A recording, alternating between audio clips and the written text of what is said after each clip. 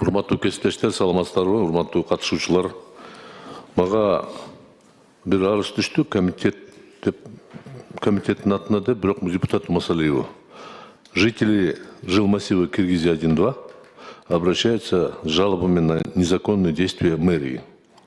Баарыбыздын күбө болуп атабыз, ал жерде бир киши мына жерди кеңейтип койгула деп 6 полосалуу кылсын десе, мэр менен управ делами чуркап барып баарын талкалап атат.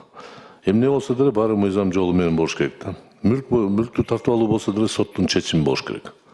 Анан бир 70-жылдагы мыйзамга таянып туруп, мыйзам эмес бир чечимге таянып, ал 6 айдан кийин күчүн жоготот деген жазылган экен. Ошону карабастан баарын талкалап, курулуштарды бузуп атат да. Курулуш болуш керек, бирок баары мыйзам жолу менен. Ошондуктан бул арызды мен сунушум урматтуу төрага, балким биз комитеттин атынан башкы прокурорго мыйзамдуулук боюнча бир карап берсин деп жөнөтсөк. Каршы болбосоңуз.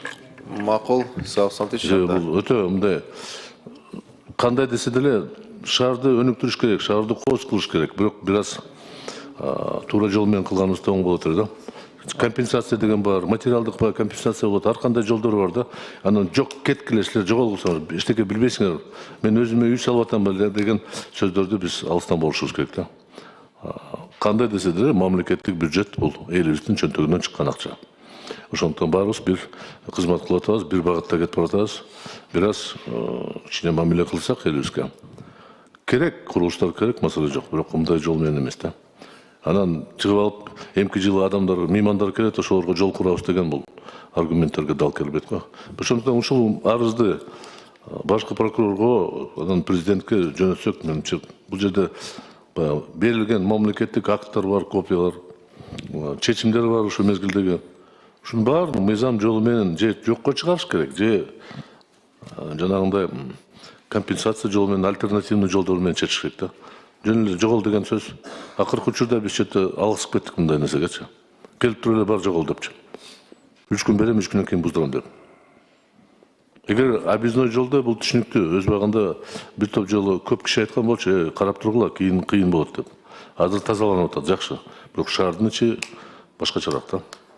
Ушул мен ушуну көңүл буруп койсок. Бул кагаздарды комитет отделге жөнөтсөңүз, биз анан тийиштүү маалыматтарды алалы. Элдер Кунамбекович сөзүдө. Саламатсыздар, коллегалар. Мурадил Жаңышбекович, мен да кошумчалап коет элем. Биз да ушу 1-2 жумадан бери күбө болуп атабыз ушул окуяларга. Албетте мамлекет өзүнүн максаты менен, кайнадыр бир коомдук кызыкчылыктар менен ар кандай реконструкцияларды кылышы мүмкүн, жолдорду салышы мүмкүн, коммуникацияларды өткөзүшү мүмкүн. Ал нормалдуу эле процесс. Бирок бизде конституциядагы, жер кодексте жеке мүлк так корголгон да.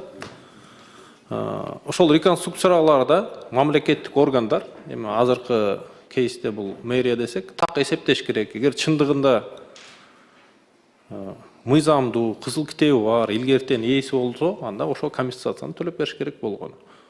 Ошол. Эми биз 7 миллион адам Кыргызстанда жашап, баарыбыз салык төлөп атабыз, баарыбыз мамлекетти сыйлайбыз, өнүксүн, өссүн дейбиз. Бирок мамлекеттеги ар бир жарандын мүлкүн сыйлап, мыйзам чегинде мамиле кылыш керек деп ойлойбуз. Буга бир көңүл буруп, комитетти өзүнчө бир карап чыгалы. Мен да колдойм бул сунушту. Рахмат.